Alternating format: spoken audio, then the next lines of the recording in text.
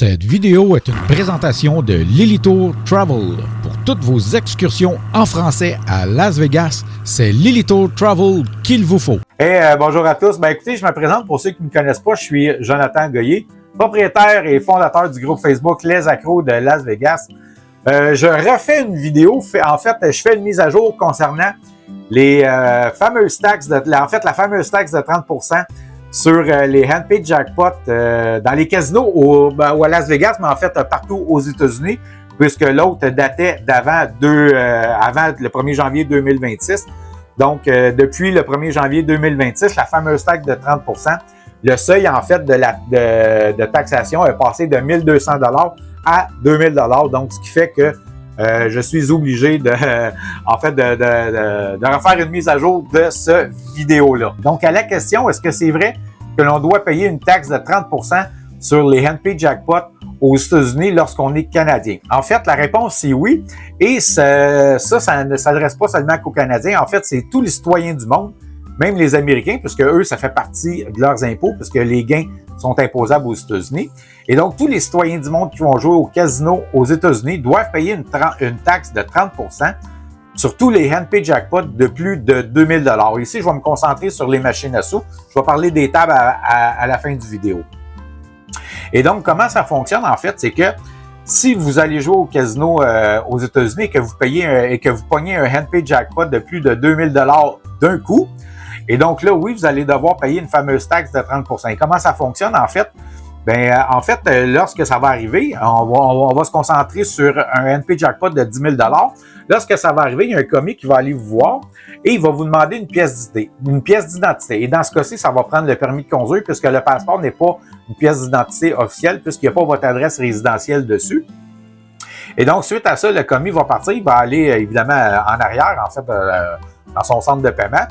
Et il va ramasser l'argent et il va remplir un formulaire qui est le formulaire 1042S. Et après ça, il va aller vous voir et il va vous payer. Il va déjà avoir enlevé le 30% dessus.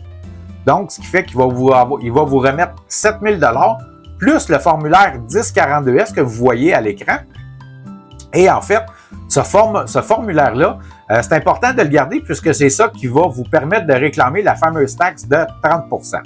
Et donc, lorsque vous allez arriver chez vous, il faut garder absolument ce formulaire-là en lieu sûr, puisque, comme je disais, ça va vous prendre absolument ça pour réclamer la fameuse taxe. En fait, comment ça fonctionne sur les handpaid jackpots? Donc, vous pouvez jouer au casino, en fait, et vous pouvez gagner 5 fois 1 000 $ dans la même journée, dans le même casino, dans la même machine. Vous n'aurez pas besoin de payer la fameuse taxe de 30%. Mais dès qu'il y a un handpaid jackpot de 2 000 $ et plus, là, vous n'aurez pas le choix. Et en fait, il y a une exception à ça, parce que oui, évidemment, il y a des exceptions sur pratiquement tout. Et donc, si vous jouez dans une machine et que vous pognez 6 tours gratuits, donc un bonus de 6 parties gratuites, et si vous pognez 500 $ à chaque tour, donc ce qui fait 3 000 $, eh bien ça, pour le fisc américain, c'est considéré comme une shot, en fait, comme un coup. Donc, vous n'aurez pas le choix de payer la fameuse taxe de 30% sur ce montant-là. Et en fait, avec qui je fais affaire? Personnellement, je fais affaire avec www.taxedejeu.ca. C'est une compagnie canadienne qui est basée au Québec. Ils offrent un service bilingue en passant. Et eux, en fait, de la manière que ça fonctionne, en fait, c'est pas compliqué, c'est un service clé en main. Donc, lorsque vous allez arriver chez vous, comme je disais, vous allez garder votre formulaire 1042S en lieu sûr. Et l'année suivante, donc là, on est en 2026, donc en janvier 2027, c'est à partir de janvier 2027, ou toujours à partir de janvier de l'année suivante, en fait, que vous avez droit de réclamer cette fameuse taxe-là. Donc, vous allez entrer en contact via le site internet www.taxedejeu.ca.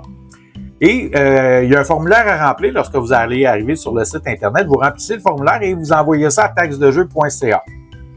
Suite à ça, eux, ils vont vous répondre et ils vont vous demander de scanner les fameux formulaires 1042S et de les renvoyer par courriel. C'est évidemment ce que vous allez faire. Et suite à ça, lorsqu'ils vont avoir reçu ces formulaires-là, eux vont préparer toute la documentation nécessaire. Tout va être déjà pré-rempli, les montants que vous avez perdus, les montants que vous avez gagnés, etc. Et après ça, eux, ils vont vous envoyer ça par la poste. Et dans l'enveloppe, il va y avoir aussi une enveloppe de retour déjà pré-affranchie. Et lorsque vous allez recevoir les documents à la maison, il va simplement vous rester assigné aux endroits prévus à cet effet. et d'inclure dans l'enveloppe de retour les copies originales des formulaires 1042S. Donc, vous allez envoyer ça par la poste à taxedejeu.ca. Un coup que ça va être arrivé là-bas, eux vont finaliser votre dossier avec ça. Ils vont l'envoyer au fisc américain. Et en fait, ça prend environ 10 à 16 semaines avant de recevoir le chèque. Et entre-temps, si vous n'avez pas de compte de banque américain, soit dans votre banque ou à votre caisse, bien évidemment, ça va vous en prendre un, puisque lorsque le chèque va rentrer, bien évidemment, ça va être en devise américaine. Donc, vous n'aurez pas le choix d'aller le déposer dans un compte de banque américain. Et suite à ça, le chèque, eux, évidemment, il va être, et vu que c'est taxedejeu.ca qui font la demande pour vous, à votre nom, en fait, donc le chèque va rentrer au centre de traitement chez taxedejeu.ca et lorsque le chèque va arriver, ils vont vous envoyer un courriel en vous disant « On a reçu le chèque et on vous envoie la facture. » Parce que oui, évidemment, c'est pas gratuit, il faut payer. Et comment est-ce que cette firme comptable-là fonctionne? En fait, c'est pas compliqué. Eux, ils chargent 25% du montant qu'ils vont aller vous chercher. Donc, on va continuer avec le 10 000 $. Donc, comme je disais tantôt, vous avez payé une taxe de 3 000 $. Donc, taxedejeu.ca charge 25% du 3 000 $, ce qui fait 750 $. Et donc, suite à ça, est-ce que c'est possible de le faire soi-même? Oui, c'est possible de le faire soi-même, évidemment. Donc, si vous voulez le faire vous-même, vous avez juste à aller sur le fisc américain, sur le site Internet du fisc américain et rendu là, télécharger ou en fait imprimer les formulaires requis, remplir tous les formulaires en bonne et due forme, évidemment, la signer, jusqu'à faire des photocopies ou envoyer vos copies originales des formulaires 1042S et de l'envoyer au fisc américain. Ça prend, je peux pas vous dire combien de temps ça prend, je l'ai jamais fait tout seul. Je me suis toujours fié à taxedejeu.ca. Donc, je fais affaire avec eux autres depuis 2015 et ça a toujours été un très, très bon service. Mais rendu là, évidemment, la décision vous appartient. Maintenant, est-ce que c'est dans tous les casinos aux États-Unis? En fait, oui, c'est dans tous les casinos. En fait, c'est une loi fédérale et c'est dans tous les casinos aux États-Unis qu'on doit payer cette fameuse taxe-là, y compris les casinos des Premières Nations. Parce que oui, il y a beaucoup de Québécois qui vont jouer dans l'État de New York, plus précisément au Akwesasne Mohawk Casino Resort, qui est un casino des Premières Nations. Et je sais qu'il y a certains Québécois qui vont jouer aussi au Playground à Kanawake, qui est un casino des Premières Nations. Et même si même s'il n'y a pas de taxe sur, mettons, par exemple, en restaurant, ben il faut savoir que tous les casinos aux États-Unis, que ce soit Premières Nations ou pas, doivent payer cette fameuse taxe-là. On doit payer, en fait, cette fameuse taxe-là de 30%. Et dans les casinos, dans l'État de New York, les casinos publics, je donne un exemple ici, le casino Saratoga Springs, donc à Saratoga, qui est dans l'État de New York. Je sais qu'il y a beaucoup de Québécois qui vont jouer là, bon, par rapport à la piste de chevaux de course, et c'est quand même pas très loin, ça prend environ 3h30 de Montréal. Et eux, en fait, vu que ce casino-là, c'est un casino public, mais là, aussi, on doit payer évidemment la fameuse taxe, mais il faut savoir que c'est à partir de 600 $. Et ça va être la même chose. Vous allez recevoir un formulaire 1042S que vous allez garder en lieu sûr. Bon, c'est le même principe. Et aussi dans l'État du Kentucky, puis pourquoi je dis ça? Parce que j'ai déjà été joué dans l'État du Kentucky il y a environ 2 ans. Et c'était la même chose. Je me suis arrêté dans un casino. J'ai pogné un coût de 800 $ et à mon étonnement, j'ai payé des taxes. J'ai payé la fameuse taxe de 30% et le commis m'expliquait que c'est un casino public. Donc, eux c'est à partir de 600 $ et c'est la même chose. Il m'a donné un formulaire 1042S et à mon retour, en fait, l'année suivante, j'ai réclamé la fameuse taxe dans ces casinos-là, comme je disais, autant à Saratoga Springs que dans l'État du Kentucky. Et maintenant, est-ce que c'est seulement aux machines à sous? Non, en fait, c'est aux tables de jeu aussi, mais il faut savoir qu'aux tables de jeu, c'est à partir de 5 000 $. Donc, c'est quand même un peu différent.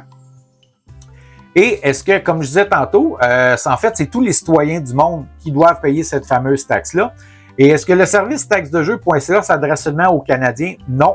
Ça s'adresse en fait aux citoyens qui sont, comme vous voyez apparaître à chaque côté de moi, il y a une liste des pays en fait où est-ce que c'est accessible. Donc, si vous êtes un non-résident américain que vous demeurez dans un des pays de la liste, en fait, ce service-là s'adresse à vous. Donc, même si vous résidez dans ces pays-là, vous pouvez faire quand même affaire avec www.taxedejeu.ca.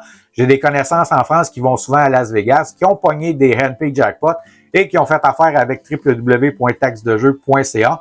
Et bref, ils ont reçu la même chose, la documentation par la poste, une enveloppe de retour préaffranchie.